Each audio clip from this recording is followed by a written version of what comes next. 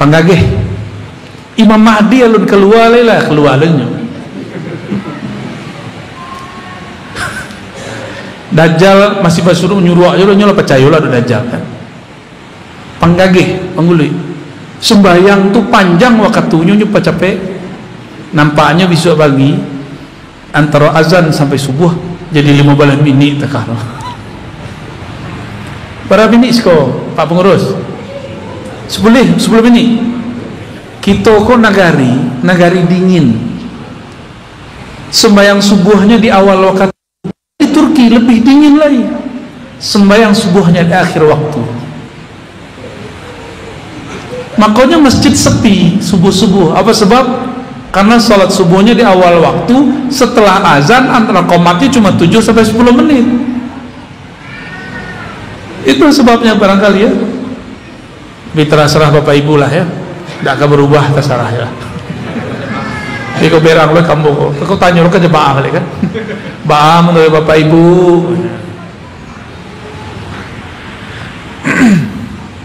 ada dalil namanya urf apa arti urf arafah ya ya'rifu atau ya'rafu urfan suatu kebiasaan yang sudah diketahui oleh khalayak. Kalau orang meninggal risiko manga orang baca yasin ya kalau di Payakumbuh orang baca selawat kitab salawatnya dalail amudang-adangan di sekitar madrasah tarbiyah islamiyah yang ada di Kabupaten Agam masih begitu ya itu namanya apa? Tradisi boleh nak? Boleh nak? Ragu ya? Betul ya mana? Bid'ah nak? Bid'ah nak? Tuh bingung kan? Kita lanjut apalagi tradisi orang Indonesia Nusantara lah Nusantara kok Indonesia, Malaysia, Singapura, Brunei, Patani kalau hari raya ada namanya mudik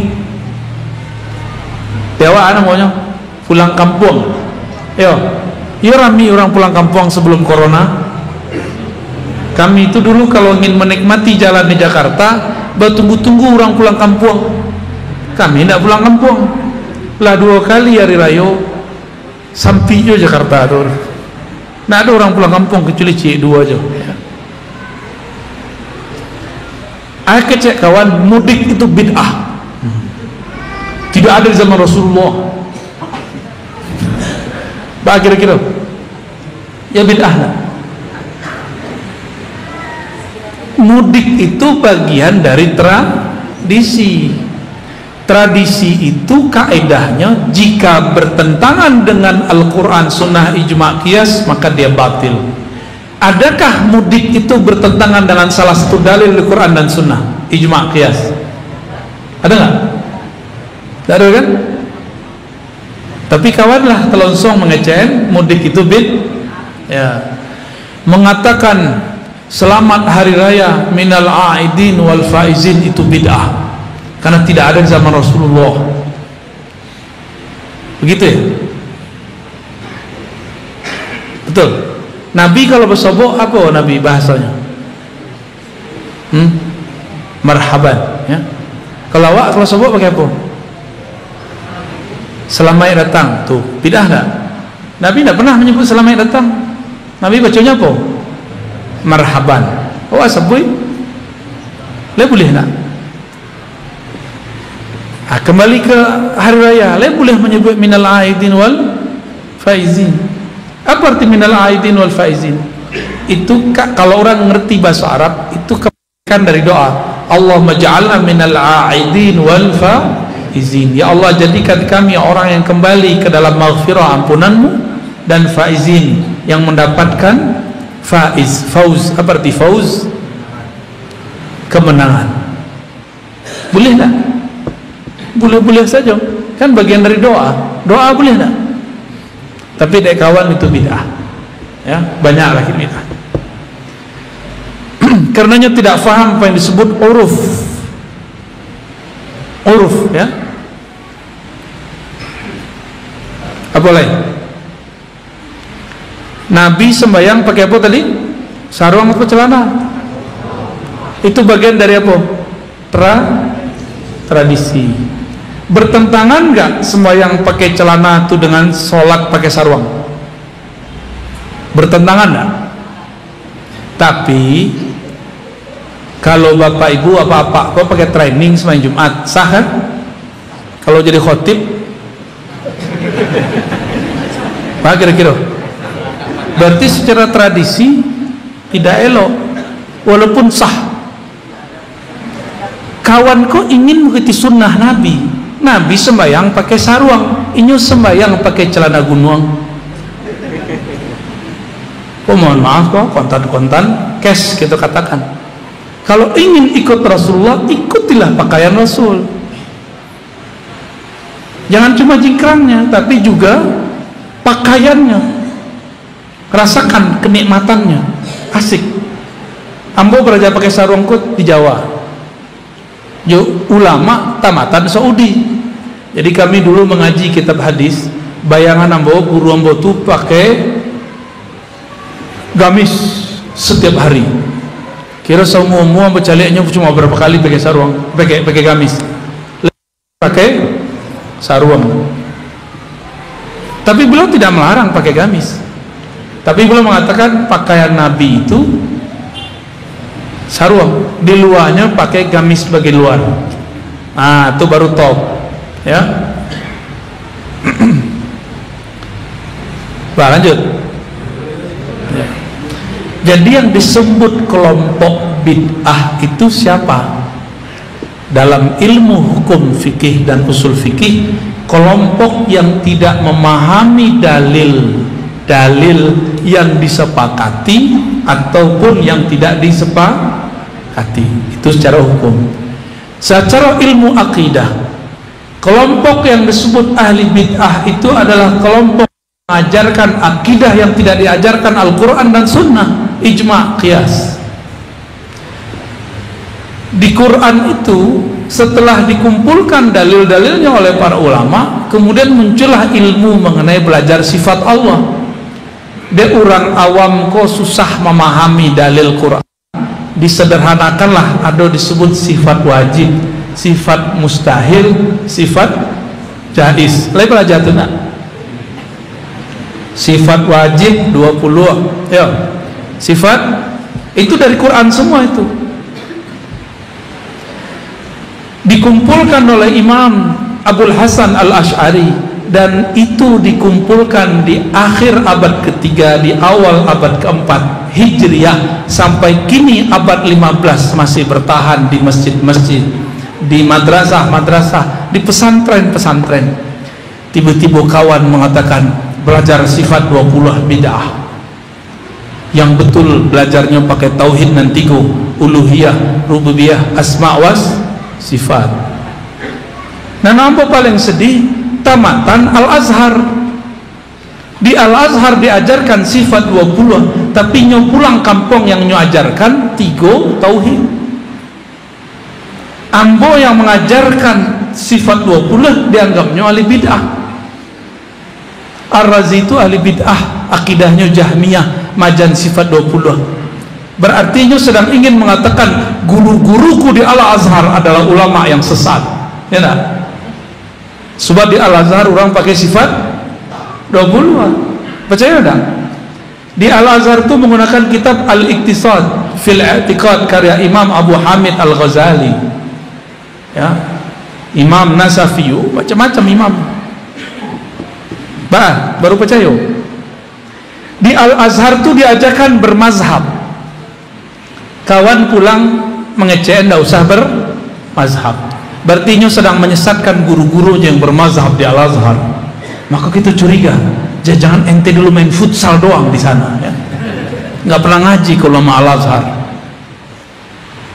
Ambo ngecek mereka banyak yang berang lah kalian, ya.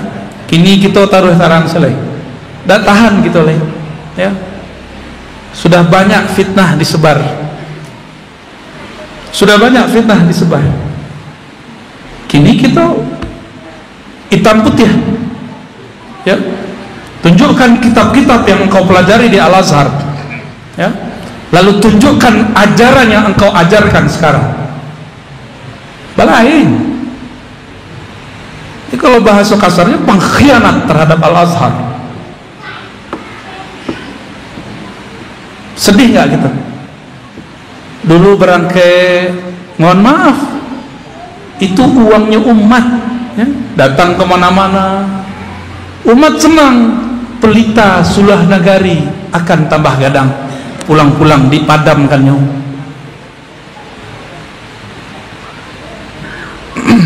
Kawan-kawan di Madrasah Tarbiyah, di pesantren, karena mereka belum pernah ke Timur Tengah, gemeteran juga dibergertak begitu. Kami tematan Timur Tengah, itu ajaran yang dipakai di pesantren itu bid'ah. Ganti. Akhirnya ikulah kawan mengganti-ganti.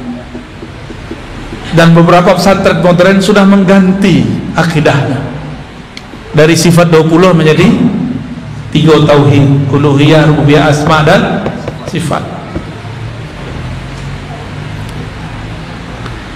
Ulama Al-Azhar berkumpul dengan 200-an ulama di Chechnya tahun 2016. Lalu mereka merumuskan siapakah Ahlus Sunnah, siapakah Ahlul Bid'ah. Keluarlah rumusan, Ahlus Sunnah itu akidahnya akidah Imam Asy'ari, Imam Maturidi. Kini orang bertanya, Ustaz, Buya, lai Ahlus Sunnah Asy'ari itu? Apa kata guru kami dari Suriah, Syekh Hasan itu? Pertanyaan yang paling goblok, paling konyol, paling bodoh yang ditanyakan seorang santri, seorang mahasiswa kepadaku semenjak aku belajar sampai sekarang adalah, apakah Asy'ari, apakah sifat 20 itu Ahlus Sunnah? Itu kalam beliau tuh. Siapa yang ngomong? Syekh Hasan itu. Beliau S1, S2, S3 di Al-Azhar, ulama Suriah, ngajar di Kuwait dan di Saudi. Itu kata-kata beliau. Nah, nanti tidak lama-lama kalau di masjidku masih ada yang mendendangkan sifat 20 enggak? Udah nggak ada ya. Dulu Salahuddin Al-Ayyubi untuk membangunkan masyarakat subuh itu pakai Allah wujud kidam bakoh. Jadi sebelum tarahim itu kan belakangan adanya. Dulu umat itu dibangunkan dengan dendang-dendang sifat 20 atau Asmaul Husna. Salahuddin Al-Ayyubi. Pak kira-kira akidah Asy'ariyah beliau. Muhammad Al-Fatih ikut Imam Maturidi, sifat 20 juga. Dia nyebutnya sifat 13. Tapi kini yang jualan Al-Fatih anti dengan akidah Asy'ariyah dan Maturidiyah, ya. Banyak hari ini yang jualan khilafah, dia nggak tahu pendiri khilafah Al-Utsmaniyah itu akidahnya Asy'ariyah Maturidiyah. Bah, menyeramkan nggak? Menegangkan ya. Mengaji jompo payah senyum nak. Itu senyum. Bah kira-kira lah pecah kepala seketek lain.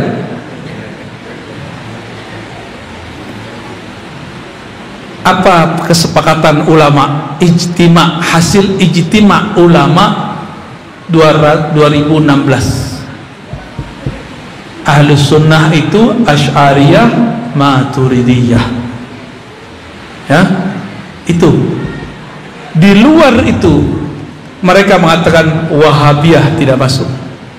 Makanya kemudian ulama Wahabi di Saudi marah-marah, ya.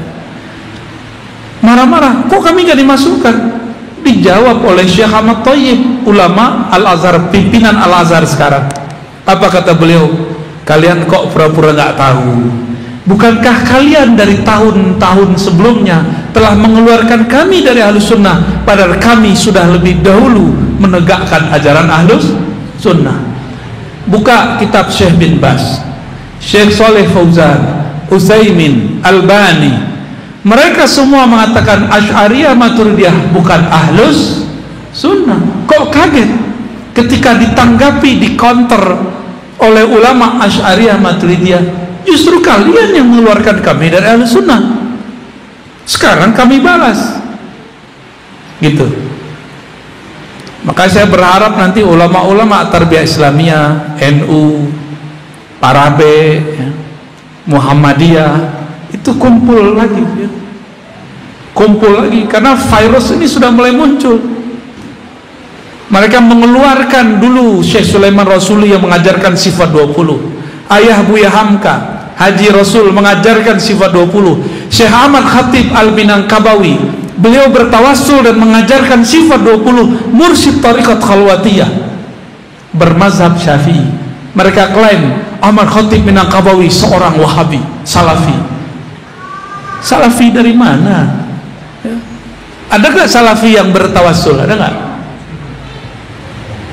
Ya Allah, dengan berkat Nabi Muhammad kabulkan doa kami. Ada gak Salafi yang begitu? Syekh Ahmad Khatib Al-Minangkabawi, mufti mazhab Syafi'i di Mekah, beliau pembukaan kitab dan penutup kitabnya menggunakan tawassul. Buka kitabnya tentang waris, biografi beliau isinya tentang ada tawassulnya, dan beliau mengajarkan sifat 20. Bah kira-kira Buya Hamka mengajarkan sifat 20. Yang mendirikan Dewan Dakwah siapa? Muhammad Nasir mengajarkan sifat 20. Bung Hatta belajar waktu kecil sifat 20. Pendiri Parabe mengajarkan sifat 20. Sebut semua. Sekarang mereka mau bilang belajar sifat 20 Allah kidambako itu bid'ah. Bah kira-kira kadiam jelai. Yo, Ustadz, kami pengen aman-aman aja Ustadz, gak mau konflik. Mau begitu? Ya sudah, berarti gak ikut berjuang bersama kita, ya. Siap nanti masjidnya hilang, bangunannya aduh, masjidnya hilang. Alah tuh 10 pertanyaan, ya. Jadi siapakah yang disebut ahli bid'ah?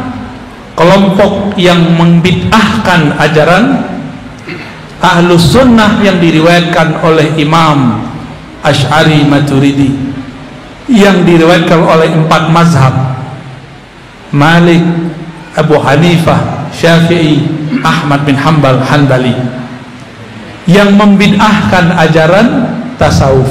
Mereka lah sebenarnya ahlul bid'ah itu. Sudah paham siapa ahlul bid'ah? Mau menyelamatkan masjid, mau menyelamatkan umat, mau menyelamatkan generasi, mulai kita nggak boleh diam, tapi tidak boleh main kekerasan, ya, tidak boleh main kekerasan. Cuma mereka mulutnya keras, biarlah muridnya kare, atiwa aja nikuilo kare, ya. Kira-kira itu ada beberapa pertanyaan, silakan dibacakan.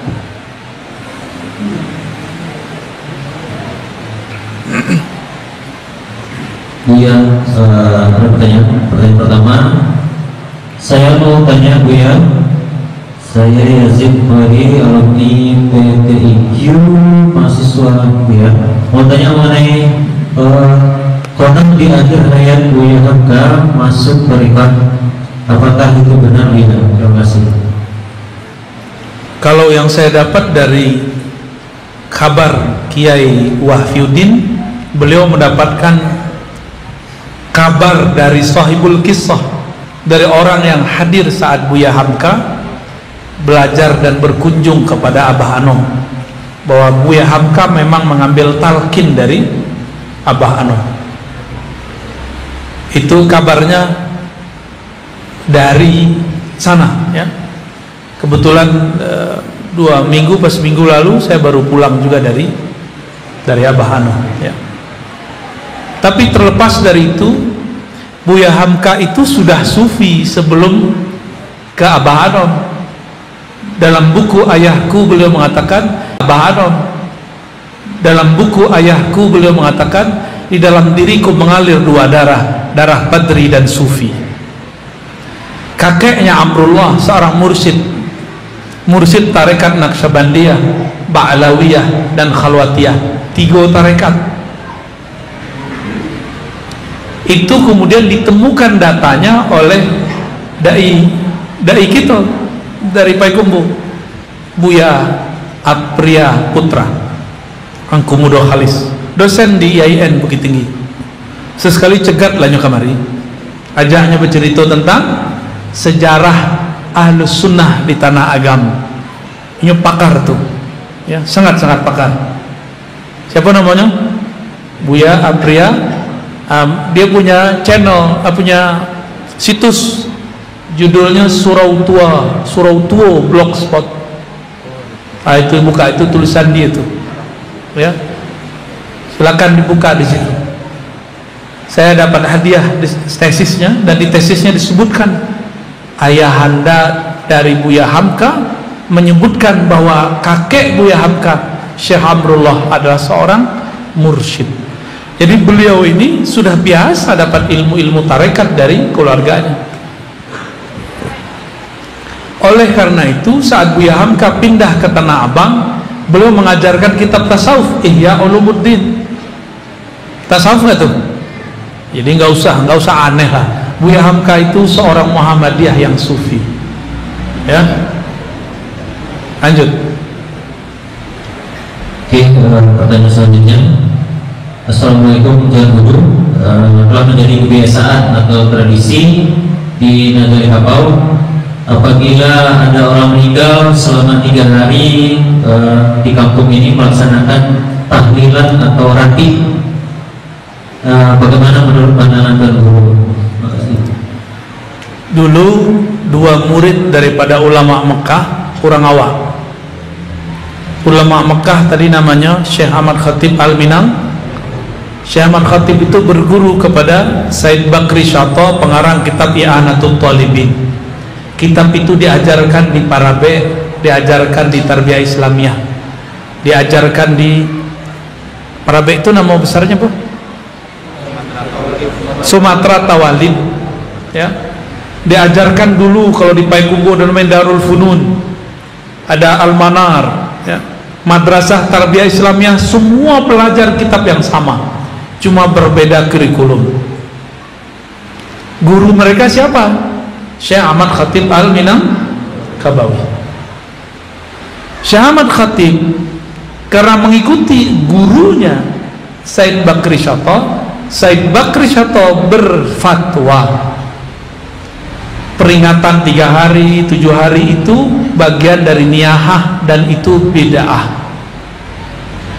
Tapi murid Syekh Ahmad Khatib yang lain bernama Syekh Sulaiman Ar-Rasuli, Syekh Sulaiman Jau, Syekh Abdul Wahid As-Salihi tidak sepakat dengan kalam gurunya karena mereka mendapatkan riwayat yang lain. Kiranya ulama kulah biasa berbeda, gitu dan tidak biasa, ya, benar ya? Ulama itu sudah biasa berbeda, kita yang tidak siap berbeda. Ternyata Syekh Sulaiman Ar-Rasuli mendapatkan risalah Imam As-Suyuti. Imam Suyuti mengumpulkan hadis mengenai 7 hari, 40 hari, 100 hari, 1000 hari, disebut haul. Apa kata beliau?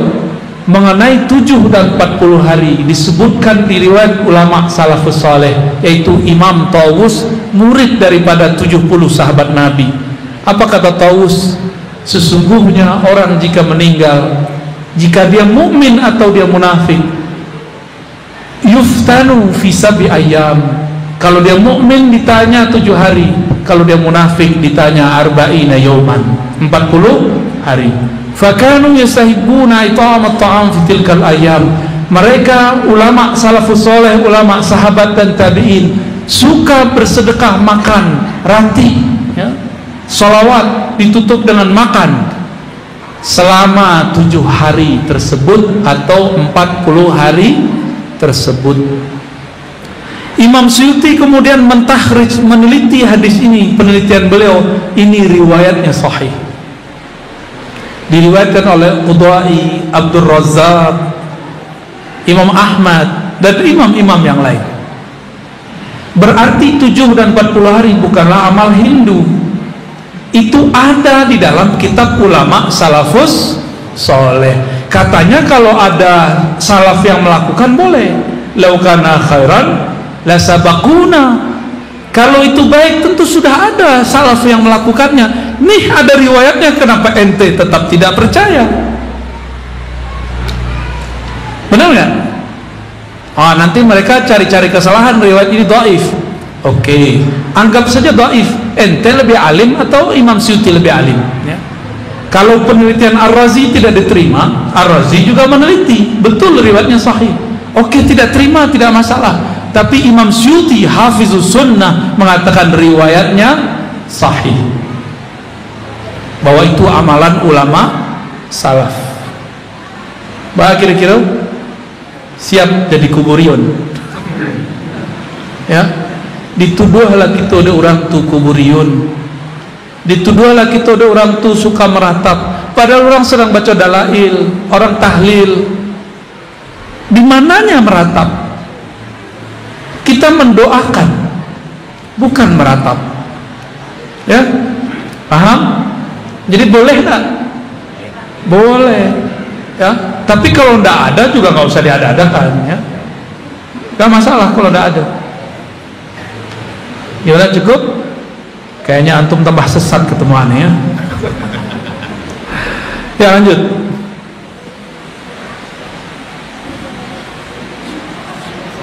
Assalamualaikum Buya, saya mau bertanya, maaf ini di luar tema, bagaimana cara mencari mati yang sebenarnya Buya? Karena dalam ilmu hidup ini kita disuruh mencari mati. Mohon pencerahannya Buya. Terakhir bisa nanti dimintakan doanya Buya. Siapa bertanya? Padiah mana? Nabi itu bukan nyuruh mati. Nabi itu mengatakan uzkuru hadimal ladzat ay al-maut. Ingat-ingatlah sang pemutus semua kelazatan, yaitu kematian. Itu ada di hadis Imam Muslim. Diinge-inge iyo, dikaja-kajajan. Satu kali ada seorang sahabat dalam hadis Bukhari dan Muslim, sakit lalu minta mati. Mati selawat, matilah denah. Ada nggak orang begitu? Ya, silakolah denah. Ya begitu nak. Apa kata Nabi? Qulu khairan, fa innal malaikata yu'minuna ala ma taqulun. Katakanlah yang baik-baik, karena malaikat mengaminkan apa yang kau kalamkan. Ya, jadi jangan berkalam yang aneh-aneh. Kau kalau mau dari kojo mati deh. Tunggu aja masanya.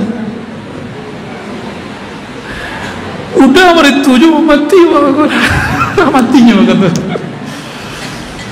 Bukan itu ya yang dimaksud Nabi.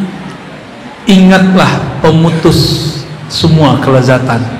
Kalau orang lah mati, le asik jauh piti itu. Tak.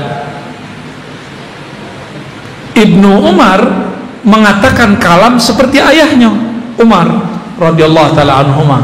Apa kata mereka? Hadisnya sahih, tapi bukan hadis Nabi, disebut hadis mauquf. Mutu qabla an tamutu. Matikanlah dirimu sebelum mati. Jadi itu bukan kalam Nabi ya. Itu bukan hadis Nabi, itu kalam siapa? Sayyidina Umar. Maksud beliau, ingat-ingatlah mati sebelum kamu belajar, sebelum kamu mati. Belajarlah mati yang baik sebelum kamu benar-benar mati. Acara mati nanelo, tidurlah dalam hati yang baik. Kau pengen mati kan orang itu kan yang nanya? Sebelum tidur, ingat, peganglah doa. Ya Allah, hari ini aku tersinggung oleh si fulan.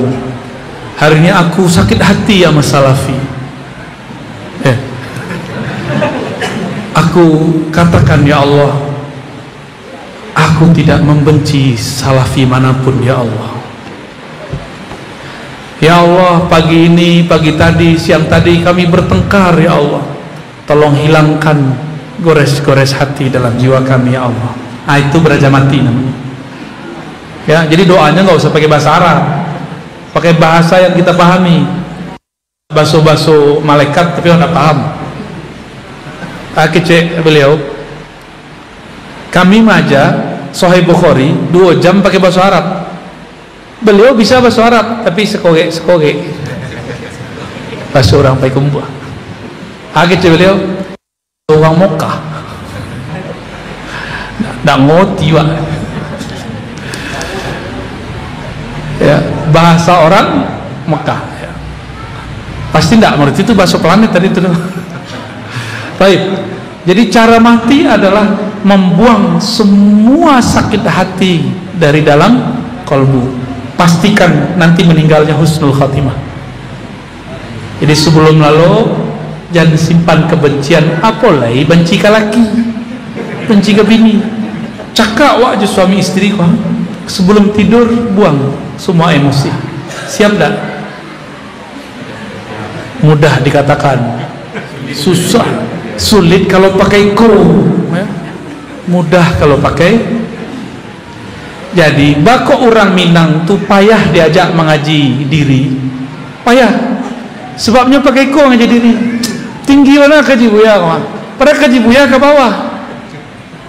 Ini menjelek kate, padahal kaji buya ke bawah. Itu sebenarnya kaji diri itu kaji rendah, kaji basic. Dek orang tu memandangnya jo aka, nak nyambung dikeceknya tinggi. Padahal itu nikmat luar biasa, ya. Tapi ada kawan kaji diri tinggi, tapi penyakit hati. Itu baru dah maunya basurah mengenai kaji diri, alun mengaji diri. Nah sebenarnya, ya. Lanjut. Assalamualaikum Ustaz. Ada ruh, jasad, jiwa. Apa benar cuma hal utama itu yang ada di diri manusia? Hormat saya, Muhammad. Kita itu jasad. Jasad itu dikuasai oleh nafs jiwa. Jiwa itu berporos kepada kalbu. Kalbu itu tergantung ruh.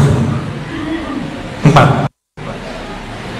Kebanyakan itu berhenti di jasad. Apalagi nafs jiwa. Nafs jiwa nanti ujungnya akal. Ilmu akal itulah ilmu sekolah di kampus, sekolah SD, SMP, SMA. Sampai hari ini belum ada namanya sekolah kolbu.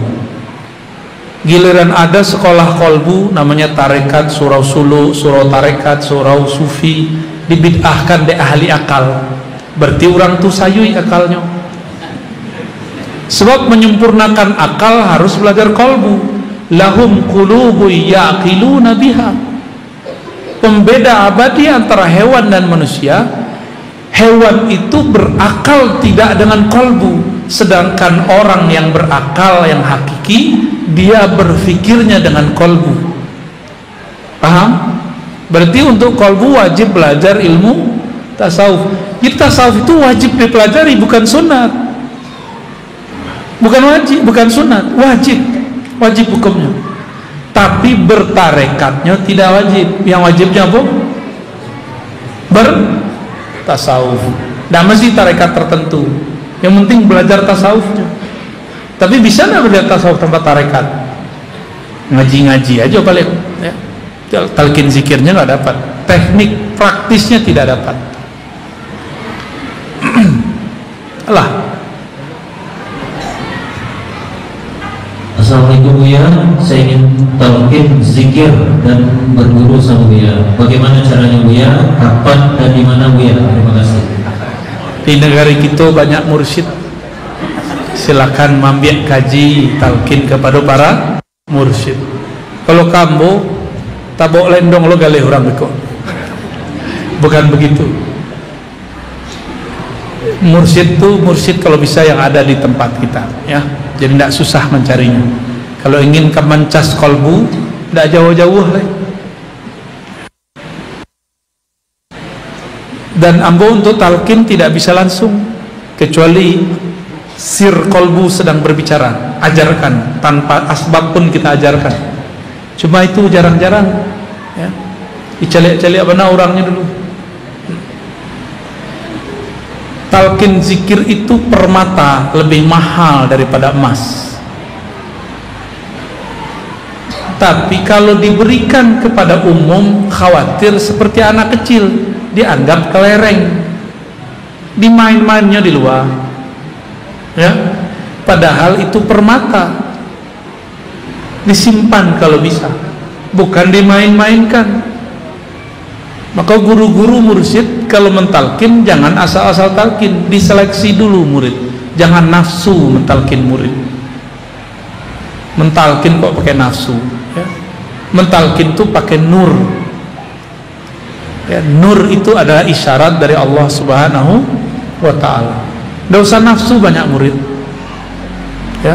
Tidak usah bangga punya murid jenderal, murid pejabat. Imam Sya'rani mengatakan, dulu si zaman-zaman belum ada sosmed, kiai-kiai, syekh-syekh itu berbangga, oh saya punya murid Raja Fulan, saya punya murid Jenderal Fulan. Karena dulu belum bisa show up di Facebook. Coba di zaman Imam Sya'rani ada Facebook, ia itulah posting murid-muridku para jenderal, ya. Dan terbayang, ya, euforia orang bamuri pejabat. Padahal pejabat tuh kebanyakan berguru itu kalau tak sasak, kecuali pejabat yang kolbunya salim. Kami pun ketemu yang salim-salim tuh, aduh bagus. Tapi kebanyakan enggak. Manjalang ke pilkada, datang ke Buya, kiranya Buyanya ke dilamar lo kurang ajar, kan? Buya terpedaya pula, kecek kawan. Kalau ndak Buya sialai Buya, layo lo Buya menyalonkan pula Buya tuh. Kiranya hasil coblosan cie pula, inyo pula nak mencoblos diri inyo. Ndak ada orang lain yang mencoblos. Malangnya Buya. Imam Sya'rani mengatakan, engkau menyebut-nyebutkan muridmu fulan, fulan, fulan, fulan, itu tanda kamu masih sum'ah. Berarti di zaman dulu itu sudah ada juga mursyid-mursyid ujub, mursyid-mursyid riya itu sudah ada. Yang per murid itu karena mengejar target, ada dari dulu. Maka pintar-pintarlah cari guru, istikharah lalu musyawarah kepada ahli ilmu, ya. Jadi tidak usah kamu, ya, minta talqin kepada yang sudah dapat ijazah di kampung gitu. Indah ado di agam kok pindah ke barulah ada Buya Melizar. Ndak ada ke Pekumbuh. Pekumbuh itu setiap kelurahan itu ada mursyid. Setiap kelurahan minimal mursyid nala bakubuah. Setiap kelurahan itu ada. Berarti dulu itu kampung 1000 suluk itu ada di Pekumbuh dulu. Cuma kini lah berubah, lah berganti mazhabnya. Ya lanjut. Ada pertanyaan dari Pak Charles, doa dan harapan semoga Ustadz dirahmati Allah. Amin. Yang pertama, bagaimana sikap kita sebagai akademisi terhadap karya Ibnu Taimiyah dan Ibnul Qayyum? Yang kedua, pertanyaannya, apakah mungkin ada cabang ribat Nauriyah di Sumatera Barat? Cabang apa? Saya kolektor karya Ibnu Qayyim dan Ibnu Taimiyah. Tapi saya juga mengkritik Ibnu Taimiyah dan Ibnu Qayyim. Nanti orang nanya, ente siapa kok berani kritik Ibnu Taimiyah? Apa jawaban kita? Ibnu Taimiyah itu seorang ilmuwan, saya sekolah sebagai seorang ilmuwan, maka saya punya otoritas untuk menyetujui dan mengkritisi seorang Ibnu Taimiyah, tidak ada masalah. Kecuali antum bukan seorang ilmuwan, seorang muqallid, taklid. Kalau sudah qala Syekhul Islam tidak boleh dikritik, kan begitu kawan. katanya nggak boleh taklid ke imam. Kita kritisi Ibnu Taimiyah berangnya tando antum anti taklid 4 mazhab tapi taklid kepada mazhab baru, mazhab Ibnu Taimiyah. Ada kitab beliau yang lumayan asik, judulnya Dar'ut Ta'arud Bainal Aqli wa Naql. Kebanyakan kawan-kawan tuh nggak berani baca, takut sesat. Bayangkan imamnya dikecewain punya karya yang bisa bikin sesat. Di Mesir ada Muhammad Hassan atau Hissan ya. Apa katanya? Ibnu Qayyim punya kitab Ar-Ruh, yang kitab itu banyak hadis-hadis bermasalah tuh. Imam sendiri dikata-katainya apalagi itu. Apalah ya Wak, kalau imamnya dikata-katainya apalah ya Wak. Jadi jangan heran kalau mereka bilang ambo nanti zindik, gilo, inilah ada pelo gitu gala baru. Si gila Ar-Razi. Wah. Dulu kan ada si buta dari gua hantu. Ada lo galambo baru si pendongeng. Bapak ibu dari tadi asik mendengar dongeng apa kan? Emang betul asik kena dongengnya ya? Jadi sikap kita sebagai ilmuwan membaca karyanya seperti kitab-kitab yang lain. Jika benar diambil, jika tidak dikritisi. Sederhana toh? Ibnu Taimiyah mengatakan semua kalam kullu kalaman yu'khas, kullu kalamin yu'khas wa yutrak. Semua kalam itu boleh diambil, boleh ditolak kecuali kalam Rasulullah sallallahu alaihi wasallam. Lalu kenapa antum marah kalau kita kritisi Ibnu Taimiyah? Jangan-jangan enggak baca kitab Ibnu Taimiyah. Ya. Dar'ut Ta'arud 5 jilid, cetakan paling murah. Ada yang berani baca enggak? Ibnu Taimiyah mengharamkan mantik, judulnya Dar'ut Ar-Raddu 'alal Mantiqiyin. Berani baca enggak? Atau jangan-jangan enggak paham? Yang paham cuma orang yang ngerti mantik. Ibnu Taimiyah mengkritisi sufi, tapi ternyata dia sendiri salah definisi. Di situ saya mengkritisi Ibnu Taimiyah dan boleh-boleh aja, karena bukan saya sendiri yang mengkritisi. Ulama di zamannya pun mengkritisi, bahkan beliau pun disidang dan wafat dalam penjara. Keluar masuk, keluar masuk, keluar masuk. Apakah ulama di zaman itu bodoh-bodoh? Apakah ulama di zaman itu zalim? Enggak. Kenapa kita mengikuti orang yang di penjara dan wafat di penjara, tapi kita tidak mengikuti ulama di luarnya yang lebih alim? Nah, itulah anehnya kita. Sebab kita aku suku kepada orang yang terzalimi dan teraniaya, ya enggak? Flying victim namanya. Flying victim itu mah hebat ya. Imam ini wafat dalam penjara. Wah, dicari mana ada orang tuh. Tapi antum tahu enggak Ibnu Taimiyah tidak sempat nikah, tapi mengikut Ibnu Taimiyah menikah, lalu menikah, lalu menikah dan menikah lagi. Ibnu Qayyim itu sufi, punya kitab Al-Wabil Sayyib, itu kitab zikirnya. Ada kitabnya Madarijus Salikin, sekarang oleh kelompok Salafi di Timur Tengah kitab itu ditahzir. Apa arti ditahzir? Diwaspadai. Padahal kitab itu karya imamnya. Kalau karya imamnya dia waspadai, apalagi karya Ar-Razi. Ya.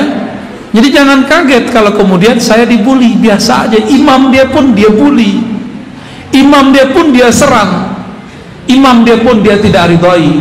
Sebenarnya mereka tidak ikut imam-imam manapun, mereka sedang buat keimaman sendiri ya. Ibnu Taimiyah itu punya wirid ba'da sholat subuh baca Al-Fatihah 40 kali, bid'ah enggak?